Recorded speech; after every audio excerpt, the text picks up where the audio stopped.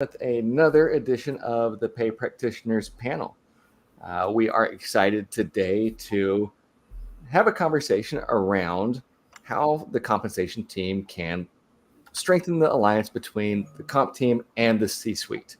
If you don't know me, I'm Justin Hampton. I'm the founder of CompTool. I've been in compensation for about 15 years, managing compensation in both the US and the UK before starting CompTool, which is a salary survey management platform with job posting data called Squirrel. Join with me today. I've got several top-notch compensation experts with many years of experience, and we'll just do a quick round to introduce everybody. So we can start with Sherry and then move clockwise. That'd be great. Hi, I'm Sherry Nornis. I'm a principal consultant with Morgan HR. I have about 30 years of broad-based compensation global experience, primarily as a practitioner entering the consulting world within just the last couple of years. Morgan HR has a number of things to offer. We have Simply Merit, which is a compensation planning tool. We have Hire Comp, HIRE Comp, which is we are sourcing excellent compensation talent to help fill your jobs. And our final one is Comp Aware, which is a leadership training, especially in this world of pay transparency, on how to have pay conversations. So I'm glad to be here. Jennifer, how about you? Hey, Sherry. Jennifer Hasrick, Senior Principal at Korn Ferry.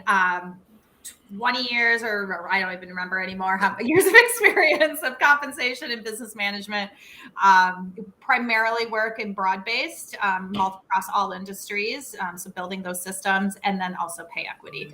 So look forward to the conversation and hanging out with everyone again today. Shall I go? Sure. Hi, I'm Nancy Reminiscent from Syndio. Excited to be here again with everybody today. I work for, we are a platform that is a workplace equity analytics platform. And what Syndio does is we help companies solve for pay equity and for promotions, representation, talent management issues throughout organizations to ensure that the workplace is equitable. And that you're maintaining equitable pay practices. So prior to that, I worked in consulting for over 20 years at WTW, and prior to that, stood up the comp function at a firm. So excited to be talking with my fellow comp practitioners today. And I'm Catherine Dovey with Sound Compensation, and very excited to be amongst this group. We always have really great conversations. I've been doing this for about 25 years. Our compensation consulting practice does broad-based and executive comp in closely held firms and also not-for-profits, excuse me. And I have to say, I just love this stuff. I tried stopping doing compensation consulting for a while. I sold another business, and then I was sitting on a beach in Bali reading about comp trends, and I'm like, okay, I got to get back in here because this is what I love, and I'm excited to get to have the conversation with you all. Great. Greg. I don't know how you follow sitting on the beach in Bali, but I knew I liked Roche, VP compensation with United Health Group. My team supports all of our healthcare delivery roles. So all the people who deliver care to patients on a day-to-day basis, we look at making sure we're continuing to pay them competitively and attract and retain them. Great. Well, again, we're really excited for this conversation today. I think it's one that is really important to consider because if we think about the compensation function, we are essentially supporting typically a company's biggest expense. So where does the compensations role fit in with the C-suite, and how do we strengthen that alliance? And I'll just start with a quick anecdote from some of the experiences I've had personally, and where, for me personally, I saw this become a really important function of the compensation team. I was working for an organization that had a fairly small HR team, and we were going through several different downsizes, and we're going through the unfortunate process of a RIF, and really trying to sit with the executive leadership team in my function to help explain not just what is the potential cost, but what should we be doing to engage, recruit, retain employees, both prior to kind of the situation that we were currently in, but going forward, we needed that strategy. We needed to make sure that we were maintaining morale through retention plans and making sure that, the challenges that we'd seen in the past related to compensation were addressed in the future. And having that seat at the table with the leadership team helped us create a really comprehensive program to make sure that we were able to address everything that had kind of come up and how we could head it off in the future. And so I'm curious, how many folks have had a seat at the executive level table in your roles as either in-house or as consultants with the executive leadership team? Is that something that's been common for everybody? Mm-hmm. Every day. Yeah, that's great.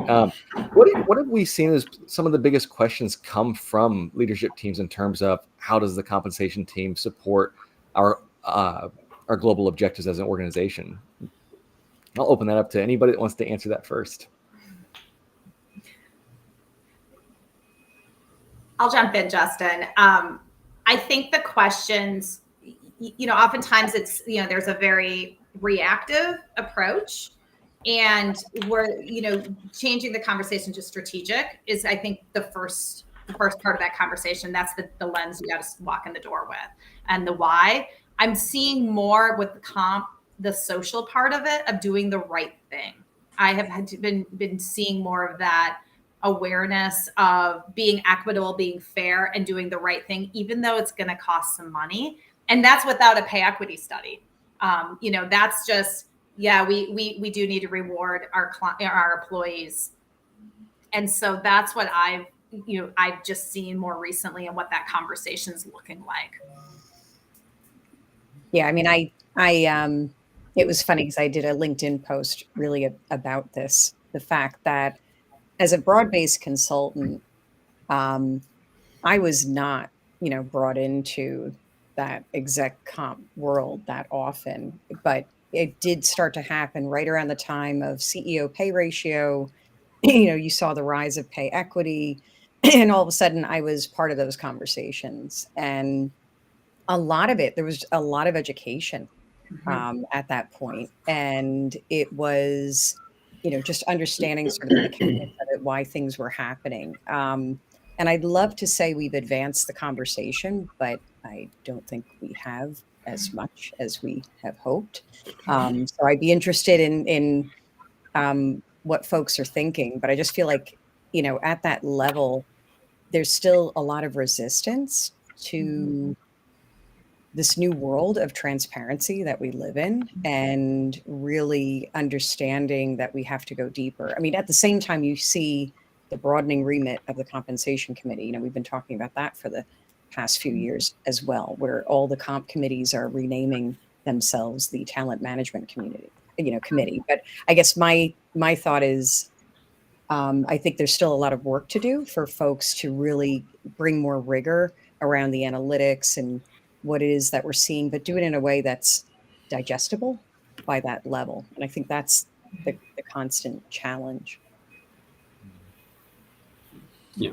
I think one thing is what I've seen in terms of interacting with the C-suite or the executives, sometimes compensation functions or organizations can come and say, here's the facts, which is great. I mean, here's the position we're in, but also the key is coming and saying, and based on us being the comp professionals, here's what you should consider doing about it. Like taking a position and a point of view and making a recommendation, instead of just saying, well, what do you want to do? Here's where we are. What do you want to do? Most, we think about this all day. So we kind of know our partners in the C-suite think about this only when we come and talk to them about it. Right.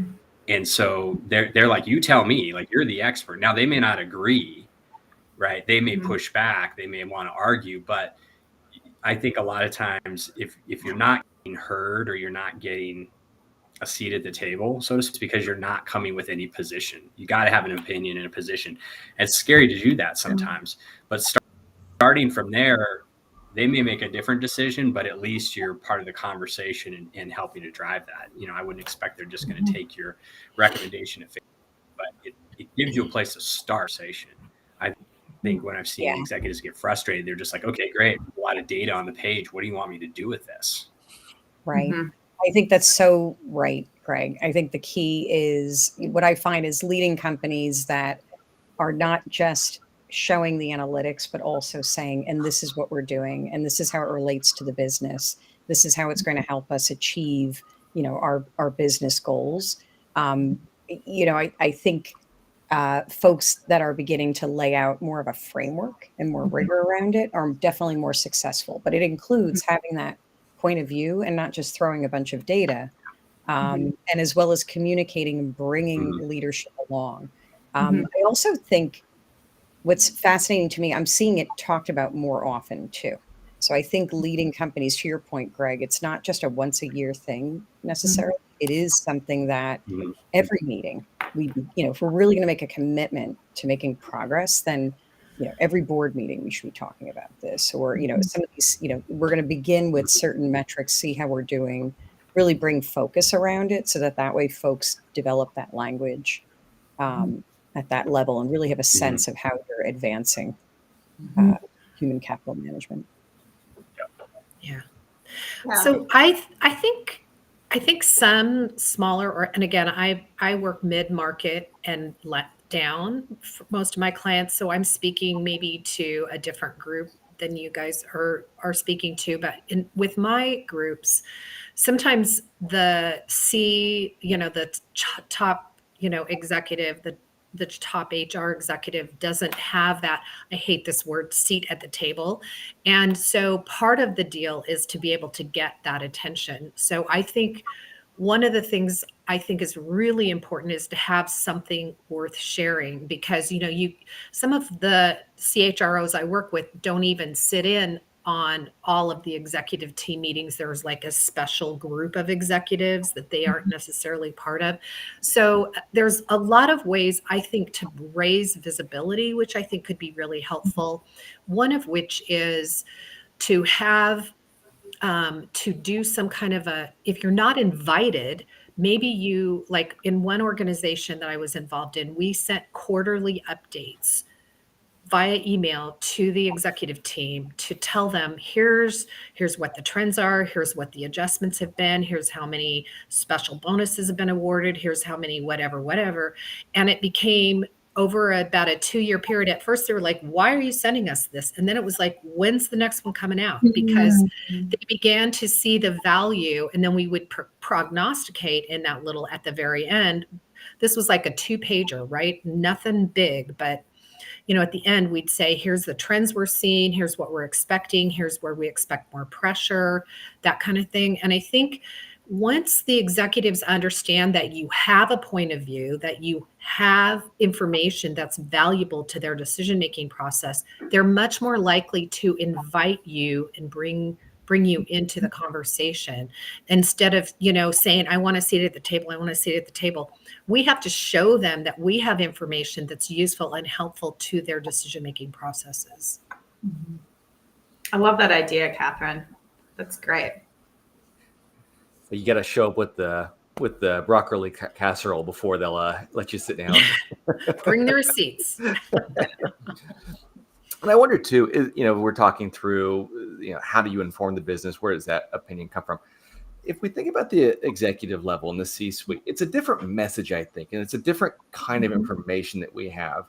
And for myself personally, I find that we have to be pretty mindful to think of all the things that are on the executive leader's mind and how busy they are, and being able to look at the information quickly and take away from that information what you want them to take away from, and maybe not less and maybe not more, because that begins to open the doors for maybe just jumping to conclusions without full context.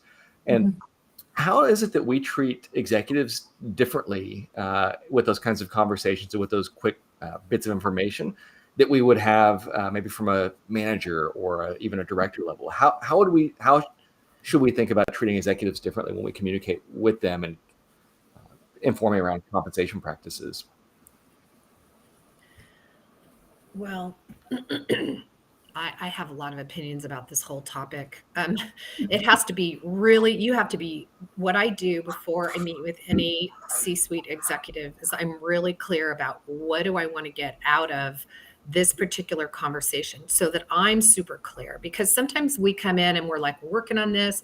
We kind of want to know what they think about it. And it's easy to just have a conversation, but it's much better if I go in there with a clear objective. Here's the question that I need resolved, and here's the pieces to that question. I feel like that gets me so much more traction. Now, some of my executives that I work with, some of the CEOs that I work with, they're very process oriented. They're very digestive in the way that they process information. And so they're not able to really crisply go through it.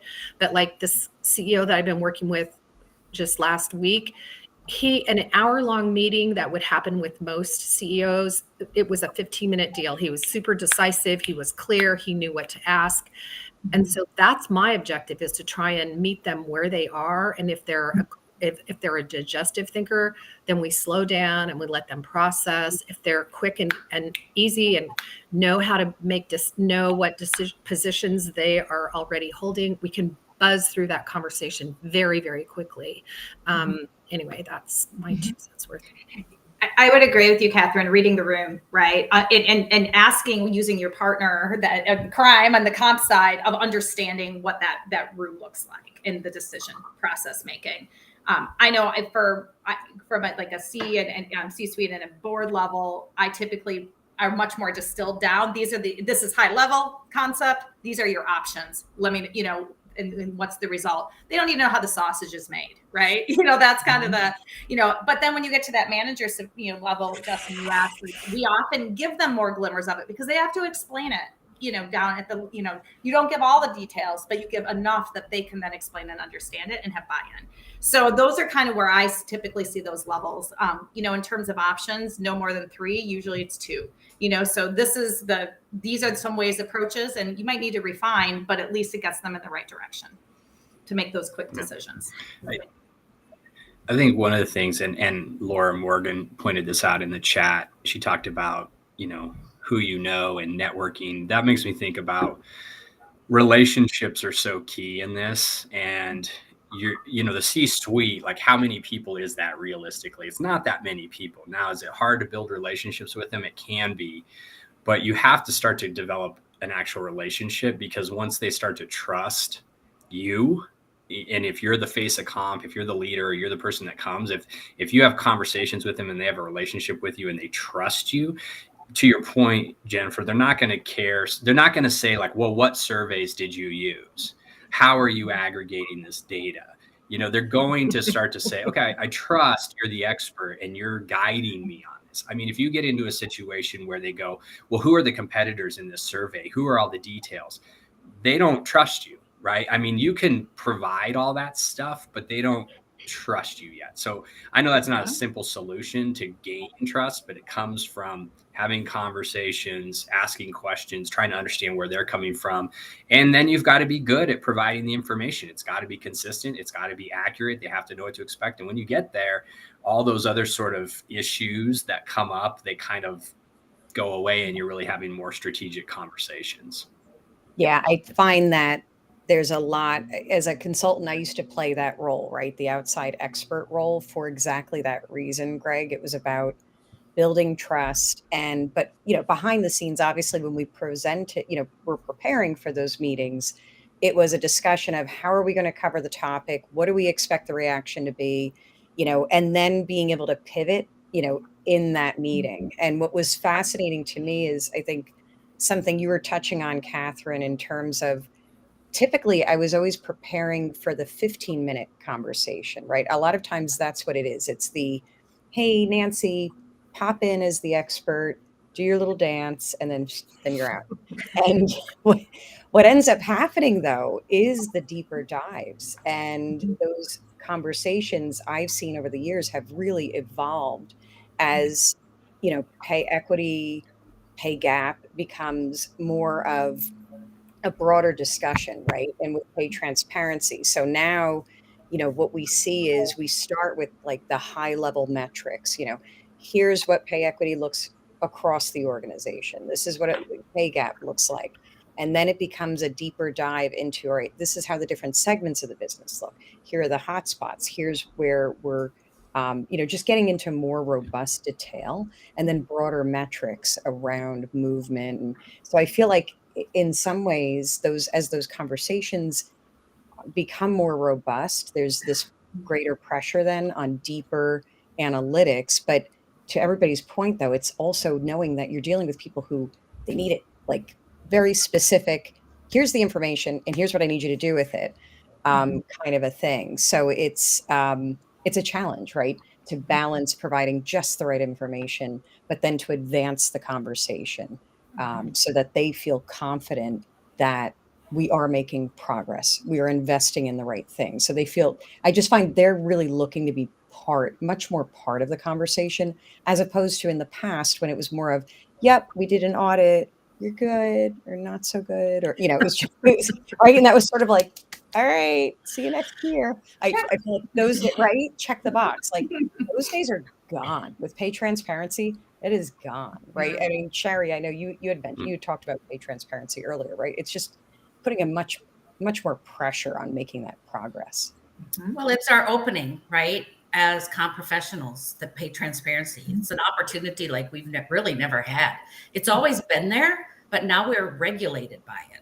So now there's that regulation piece. But, I've always found that going back to Greg's networking, that, in your everyday job, you think about how you're going to get into that C-suite where you need to make those decisions, some of the big decisions. So in your everyday job, when you're just hiring for someone and you've been asked for a pay recommendation, right? It's a great time to sit down with that executive who has to approve it and just kind of go through their hierarchy and say, so you want to hire a VP, but you have these other VPs or directors over here, and they have that aha moment. And when they pause and you can tell they're thinking, that's the time like, oh yeah, I have now an advocate at the table because I've done something that made them think about past decisions, right? So now I've got one person on that C-suite that if I go in there, they're going to say, yeah, we should really look into that. That's what you need to advocate and network with people at the higher levels to get that credibility, because they're all going to view it differently. They all come with different agendas to those meetings, right? So it's one leader at a time to get them to get you into the C-suite with some credibility.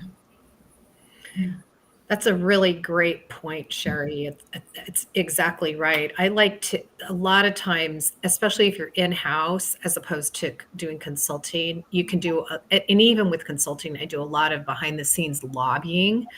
That's what I call it, just getting people, having conversations with them, getting an understanding of their perspective, getting them to talk about it. As you said, kind of shining a light on the things that might be problematic or might need attention. That's a great way to do it. And I've always said, I won't go into a board meeting unless I know where the votes are. And that's a huge, huge kind of something to have in your hip pocket is go in knowing where the votes, just like an attorney, in a trial will not ask a question they don't know the answer to. You don't want to go into a board meeting and pitch something that you don't know where anybody stands. Having said that, however, there's another perspective, which sometimes you can't get everybody on side right away, right? And so I think about when these pay initiatives, these pay transparency initiatives, these kinds of changes with compensation, sometimes change is a process, right? And so when you go in, you pitch the idea and everybody goes, that's crazy. The second year you go in, you pitch the idea and they're like, we talked about this last year. The third year you go in and they go, I thought we already did this. We've talked about it multiple times. So don't give up. If you're in the batter box, keep going at it, because it doesn't mean one and done. You don't give up just the first time out. I think that tenacity is so important.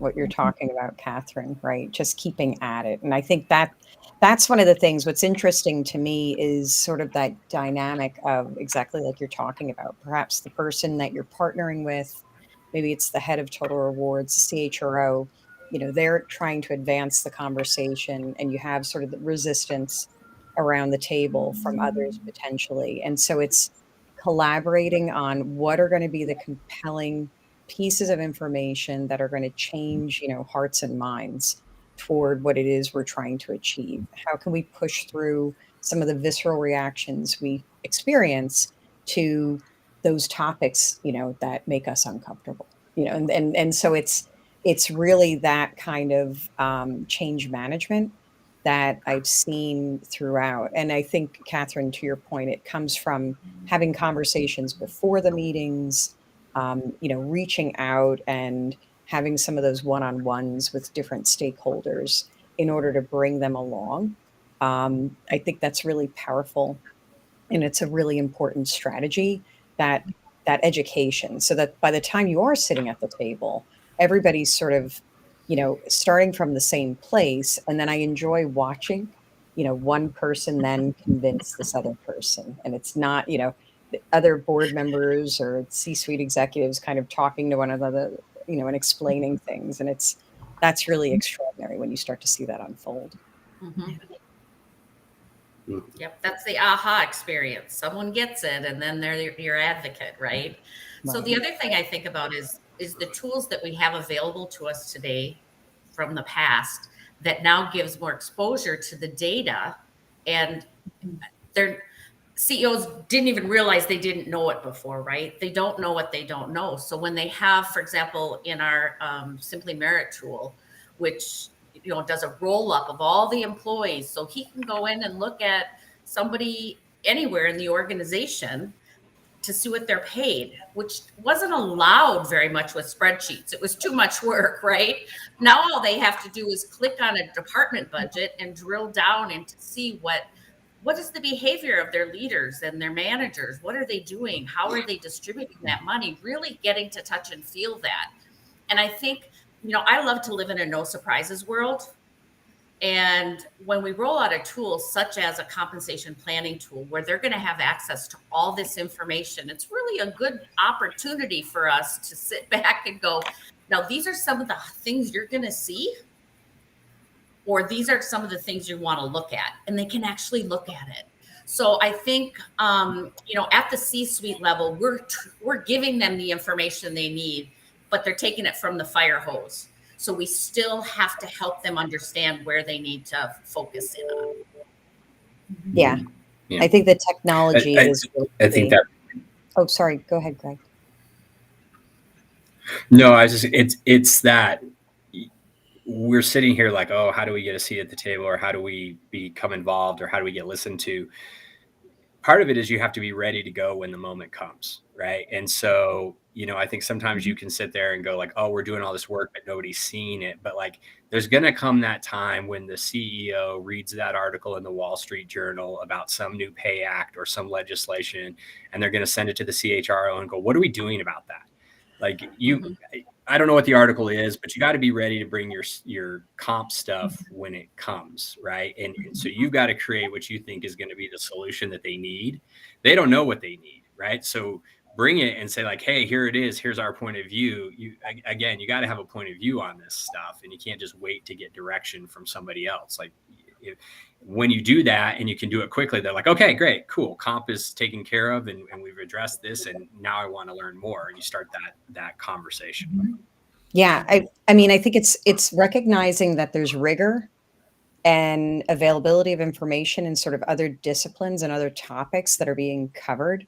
And so comp needs to be at the ready too, just like you're saying, Greg. So, literally was talking with one of our customers a couple of weeks ago about a board meeting in which a question was asked. And there he is sitting there, and he's going through our software and actually was investigating the question that was being asked around pay equity for a certain segment of the business, and being able to dig in on the spot and respond. So we are at a place where, as much as we, are having to educate and bring folks along in the change management, then I do think there is that moment, like you said, Greg, like it's go. And they just have an expectation. Well, if I can get that over here when we're talking about cybersecurity or we're talking about finances, why can't I get that with HR? I want to know if you're talking about pay equity and pay gap, if you're talking about attrition and representation and our promotion rates, well, show me, show me the data right now.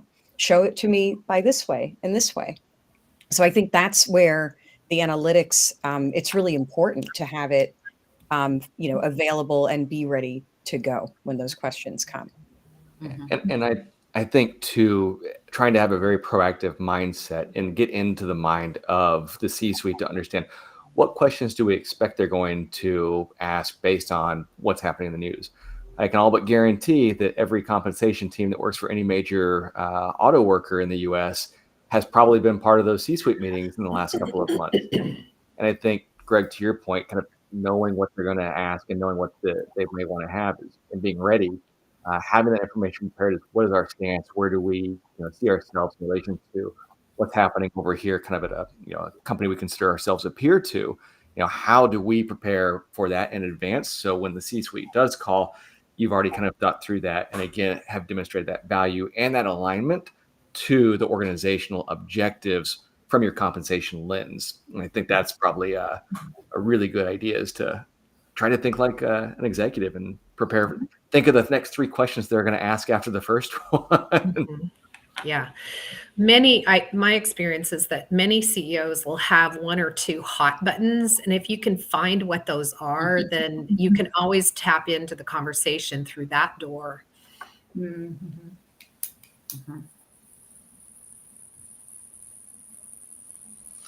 Yeah. I was going to tell another little story. I used to also see like trends where all the CEOs suddenly started asking questions about, pay equity or pay transparency or whatever. And I was always joking about, it's in one of those Alaska Airline magazines again, dang it, because they go in these cycles, it's Wall Street Journal or whatever.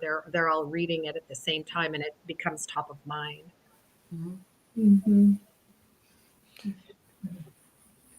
Yeah, and I love that too, because I wonder, as a compensation person, how do you start to develop those relationships with the C-suite to understand what those hot buttons are? Is it something that we could just pull from conversations? Do you set up meetings to have those conversations?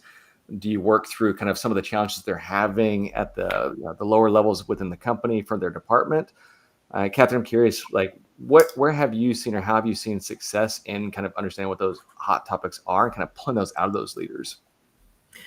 So my experience is that most CEOs, they're so buried that they don't want to add more to their plate, right? They don't want a meeting. They don't want to add to their calendar. So that's why I think like some kind of a regular report of some kind or regular update of some kind, even if it's not asked for, if you begin to share that information with them, I think I know for sure with this organization that we did it with a few years back, the first couple of reports were like, why are we getting this? And then it was like, where is it? I need to know. I need updates. So I think that's one way. I think that in my experience is one of the best ways in.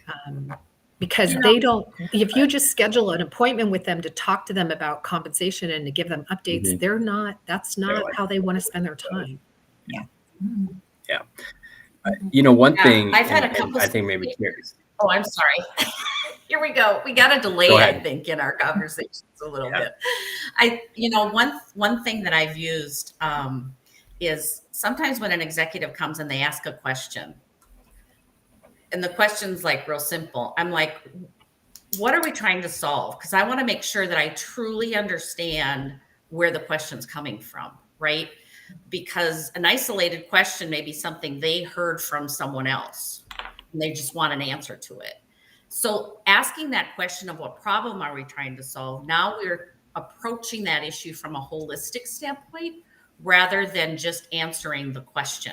And sometimes I find, give them the information they need plus this bonus information that will really help them solve the problem they were trying to get to in the first place. So anyway, Greg. Yeah.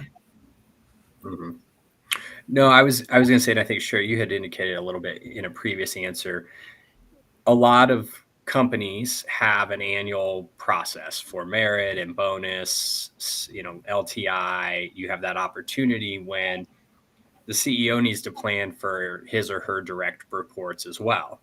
So make sure you're helping them with those decisions. You sit down, you start having a conversation.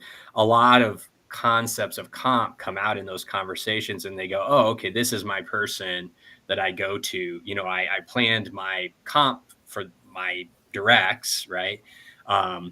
And this person helped me out. So, you're asking how you start to do that relationship. Take advantage of those opportunities. Don't just go sit in there and take notes and just say, whatever you say, I'm going to put that, you probably know their direct reports, give them insight, those kind of things. I mean, I can't tell you how many times over the years in different organizations I've been in a meeting about comp planning, and the CEO, not the CEO, but the leader, whoever it is, will say, well, what do you think of this person?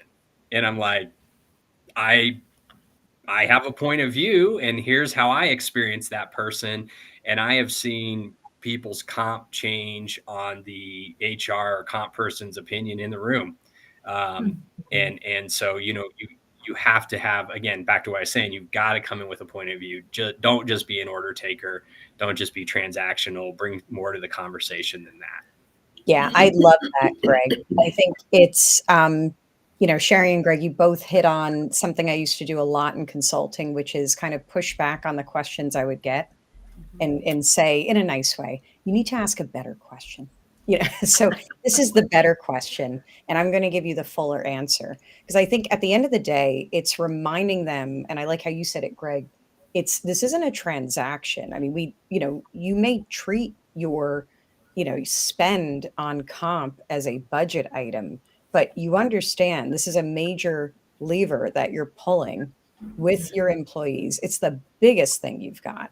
And, it's an enormous amount of money for you to be spending without really thinking about how you're spending it.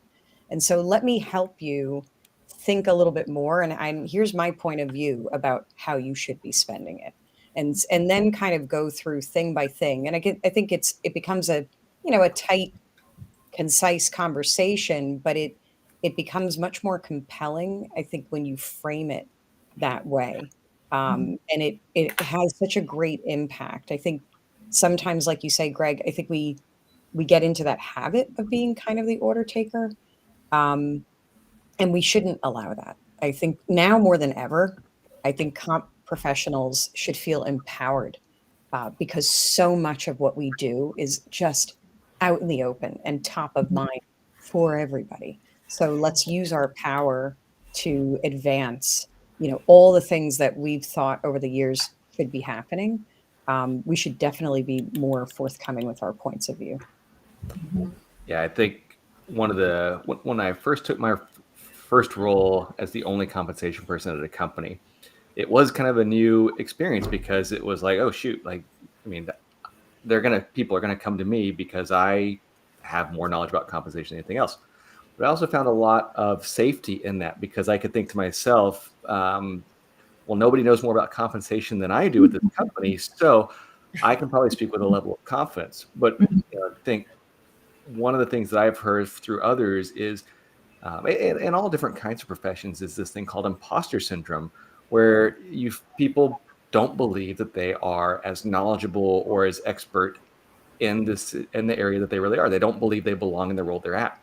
I'd love to, I know especially Greg, that you work with folks on kind of building confidence and networking and doing that. But I'm curious from everyone's perspective, and maybe we'll start with Greg, is how do you manage that lack of confidence or that potential imposter syndrome when you're dealing with kind of folks that rightfully so can make you kind of nervous when you have those first conversations? Yeah, I mean, I'll just say I just had a conversation with the leader of our business week on where we are with comp, and I get nervous every time I go into one of those. So being nervous about about those is completely normal. And I would say for almost every conversation I've ever had like that in my career, it always went made up in my mind it was going to go. It was an easier comment than I had thought it was going to be. So I guess first is these, and they're got the same stresses and anxiety that everybody else has. I mean, of course, they have an executive presence that helps them deal with it, but it's they're coming into this going, I don't know what I'm going to hear. I don't know if this is going to be good news or bad news. I don't know where we're going to go with this, but they're thinking about themselves just like everybody else. I think, again, it's called the spotlight effect. We think everybody's looking at reality. Nobody's paying any attention to what we're doing. They're all worried about themselves. And so when you kind of turn that around, like this executive or the C-suite person is thinking mostly about what's going on with them that day, they know they're going to have the conversation with you. They're interested in the conversation with you. And then as soon as you're done, they're going to want to know, what are we doing next? And they're going to move on conversations. So it's never sort of I don't mean to minimize this and make it sound like our roles aren't important. That's not what it is. It's just if you're trying to worry about how you're going to come across or what's going to happen, or am I going to like ruin my career or anything like that, like most likely it's probably going to be a conversation out of, and you go, oh, that was better than I thought. Okay. I'm sure there's definitely some executives out there that are intimidating and can say things, to make people feel bad or make the meeting go poorly. But in most cases, I don't think that's the case. And I think if you were going in there, you would already know that, right? Those kind of executives are going to have that reputation. So what are their hot buttons? What are their things? What are the things being on? What are the things you say? And other people will be able to tell you those things so that you're, kind of prepared for how to deal with those things. So, I mean, that's what I would say is most of the time we make it out in our minds to be a lot worse than it actually is. Mm-hmm. Yeah. I think, excuse me, I think that, Greg, what you said is spot on as far as most of us believe that, we're the only ones who are nervous. But I see over and over again, these execs, the CEOs, many of them have their own imposter syndrome stuff going on. I can't tell you how many times I've talked them off the ledge. I had one situation where I was working with an executive, and he had to pitch this new pay plan that we had built to Microsoft executives. And I've actually had two situations where they were pitching to Microsoft executives. And this guy was a former chief of police for a large city. And he's like, literally, I'm like, he's having a heart attack over this presentation. So we look at him. Before I had this experience, I look at him and I think he's bulletproof. Like he's been a cop, he's running this great big company, it's a sub to Microsoft, blah, blah, blah. And we're all just human, just like you said, Greg. We're all just human. We're just all trying to do the best we can every day. And so, yeah, I think that that's a really important thing to remember when we go in there, because I do the same thing. I'm like, oh my gosh, this person's really super intimidating. And then I get in there and I'm like, as long as you know your stuff, you've done your homework, and your interests are aligned, it's really not as scary as it appears when you're just opening the door. Yeah, I would say preparation goes really far, like getting comfortable with what you're presenting, what you're about to do, that meeting, just prepare, because then it becomes a little bit more of muscle memory. Mm-hmm. And you get a little bit right out of, you're like, I've actually, I used to, before some challenging client meetings, I would rehearse and then be like rehearsing in the car as I'm driving to it, right? Like having the presenting, as I'm driving, just because I do think that preparation, I know for me, makes me feel better when I'm then in the room and on the spot.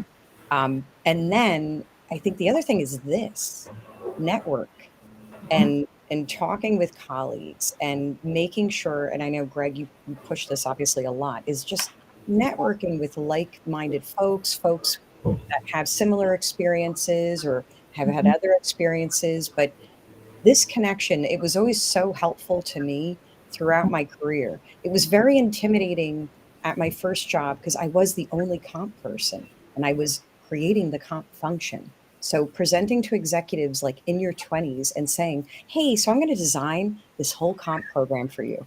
And I'm 23. Like, I don't know what I'm doing, but like I'm working with a consultant who's going to train me. Yeah. So that, that was a heck of a thing. And then I went into consulting and then it felt like, oh, wow, I've got like a tribe of people who I can talk with and vent to and share with and collaborate with. And that just helped so much. So I think making sure you really stay active in your networks, your total rewards associations, or things like this. I think it's so powerful because then it helps normalize the things that you're experiencing. So then you don't feel like, oh my gosh, I had this terrible interaction with this executive, or this one executive is so like intimidating. And I think you can kind of test things with your colleagues and peers, and it just helps you feel more prepared. I just think that's really powerful. Nancy, I when I moved over to Korn Ferry from a regional firm, I was in a benefits firm, and I finally am like, oh, I get to talk to people that know what I talk about, right? And they actually got it. Like benefits guys did their own thing, right? So I completely agree with that. I think being able to talk the same language, but I think Greg, to your point of like, it's never going to be as bad as you think, right? Like as it's going to be, and I think that for me. I know I remember my aha moment a few years ago. I'm like standing there in front of this big board meeting and I was like, oh, I actually do know what I'm talking about. Okay. Right. And it's like and the things that come out of your mouth and like from the experiences you've had, I think that's the other part is comp in a lot of ways. Like it's data, it's creating systems. You have, levers to pull, but at the end of the day, the fundamentals are there. But it's all of your experiences pulling from colleagues, pulling from your work experiences, whatever. That really that's where you provide the value, and that's you being human, as you said, Catherine. That's the unique part of comp and why I keep stay in this world, because it's fascinating to work within that framework, but then keep building on it and always providing some type of solution that's relevant to somebody, whether it's a C-suite or a client or whatnot. Yep. I've had so many executives over the year just tell me. Sorry, I've had a lot of executives over the years just come to me and be like, "I'm so glad I don't have your job." Like they don't want to do comp. They're so glad that somebody else is doing it, not want to have to deal with what you have to deal with. And I'm like, well, that's the gig, right? That's what we do. So, we like it. Catherine, go ahead. And we wouldn't want their jobs, right, Greg? Exactly. Yikes. One other thing I would say is that I think you guys talked about, I think it might have been Greg talking about building trust. And there were a couple others who tagged into that part of the conversation around building trust. And I think one of the other things as an advisor to a C-suite group, whether you're in-house or not, is the willingness to speak truth to power. I think there's the times when I've really stuck my neck out and risked sharing something that I wasn't sure was going to be popular. I've built a lot of really deep trust with these folks because they are interested. They don't have people who are willing to do that sometimes. And so if you're willing to step into that arena, it's scary for sure. It's always scary when I do it, but I always preface it with, I'm not sure this is going to be, I'm not sure how you're going to take this, but I feel obligated to share this observation. It's helped build and nurture those and deepen those relationships. So that's another component that we can add in there. Yeah, I love that, because I think to add on to the points is having that confidence in what you're going to recommend, as long as you come at it from a position of preparedness and you're able to talk through the why you recommend these things. They may disagree, but it doesn't mean they're going to, it won't change. It could certainly improve the dynamic that you have, because they may disagree, but at least they'll understand where it's coming from, why your recommendation is, and they'll see too that it was well thought through and aligned to kind of how you are supposed to, or how you are supporting the organization. So think it's important to understand it's okay if there's a disagreement and your recommendations are not accepted, as long as they come from a place of organizational alignment and aligned with what the business should potentially be doing. Absolutely. Great. Well, and that actually brings us up to the top of the hour. Apologies, it got us off to a little bit of a slow start. We had some issues with our streaming service, but we were happy to be able to hop back on for the majority of the time today. Again, I want to say just thank you very much to the panel: Sherry from Morgan HR, Jennifer Hasrick of Korn Ferry, Nancy Ermushin of Cindy. I hope I didn't butcher that. Catherine Dobie at Sound Comp, and then Greg at United Health Group. Again, fantastic experts in the field of compensation, and always, a great every 2 weeks that we get to connect and talk shop. So thank you guys so much, and hope everybody has a great weekend. Thank you, Justin. All right. Thanks, Justin. Bye.